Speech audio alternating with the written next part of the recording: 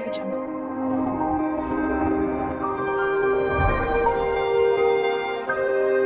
Audio Jungle. Assalamualaikum warahmatullahi wabarakatuh. Izin memperkenalkan diri, nama saya Atar di Kalangsari. Izin memperkenalkan diri, nama saya Rahmanur Hakiki. Jadi di sini kami akan mempelajari atau mendiskusikan materi tentang evolusi. Nah, Ki, yang dimaksud dengan evolusi itu apa sih? Evolusi dalam biologi itu berarti perubahan pewaris sifat organisme yang berubah dari generasi ke generasi dalam kurun waktu yang sangat lama. Itu pengertian evolusi. Jadi, dalam evolusi itu ada teori-teori. Nah, teorinya itu apa aja sih? Nah, teori dalam evolusi itu ada banyak, tapi yang sering disinggung dan terkenal itu ada 4. Yang pertama yaitu ada katatosisme, Lamarck, August Weismann, teori Charles Darwin. Oh ya. Dan kamu tahu nggak apa yang dimaksud dengan teori katastropisme itu?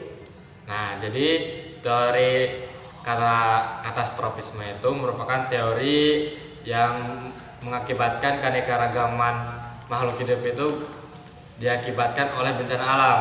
Nah, teori ini dicetuskan oleh George Cuvier pada tahun 1756 sampai dengan 1832. Nah, ia merupakan seorang ahli paleontologi atau ilmu fosil. Nah, yaitu mengamati beberapa sedimen tanah. Nah, jadi dia menyimpulkan bahwa setiap sedimen-sedimen itu merupakan diakibatkan oleh bencana alam. Jadi setiap sedimen itu berbeda-beda, sedimen tanah. Nah, itu merupakan yang diakibatkan oleh bencana alam. Jadi setiap lapisan itu merupakan generasi ke generasi. Nah, untuk generasi sekarang merupakan generasi tanah yang paling atas, itu merupakan generasi paling baru. Nah, untuk teori Lamarck sendiri itu apa ya?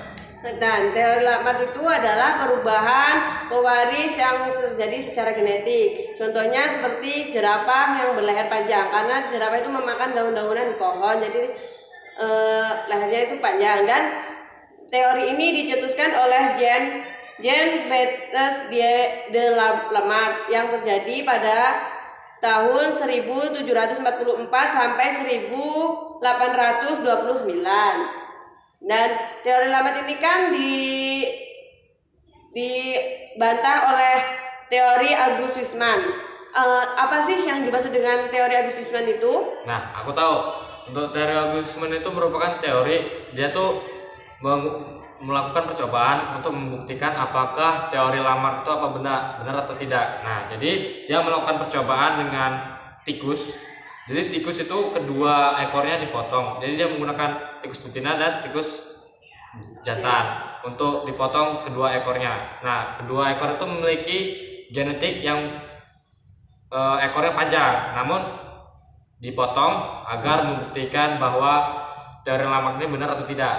Ketika dipotong, dikawinkan nih. Nah, pas dikawinkan dia melahirkan generasi baru, yaitu generasi keturunannya tetap menggunakan ekor panjang. Nah, ini membuktikan bahwa teori Lamarck dibantah oleh percobaan ini. Nah, percobaan ini bukan hanya dilakukan sekali. Percobaan ini dilakukan 21 generasi.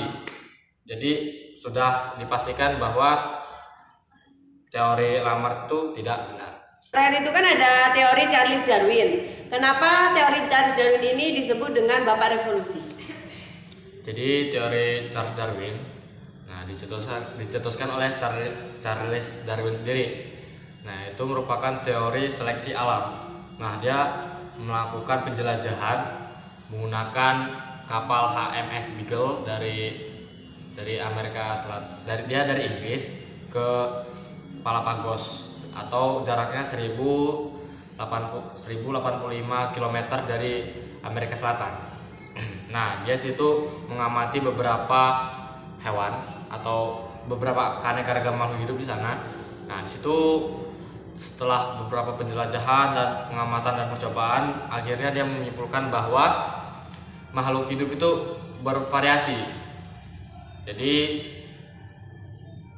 karena populasi di dunia ini banyak, karena generasi itu populasinya banyak, jadi tingkat tingkat populasinya meningkat dan untuk tingkat makanannya sedikit menurun. Nah, jadi dapat disimpulkan bahwa untuk bertahan hidup makhluk itu harus bersaing. Nah, inilah mengakibatkan terjadinya seleksi alam.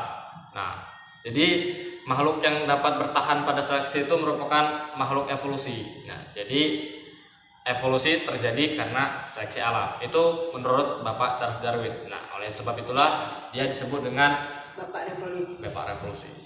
Oke. Sekian dari kami akhiri. Wassalamualaikum warahmatullahi wabarakatuh.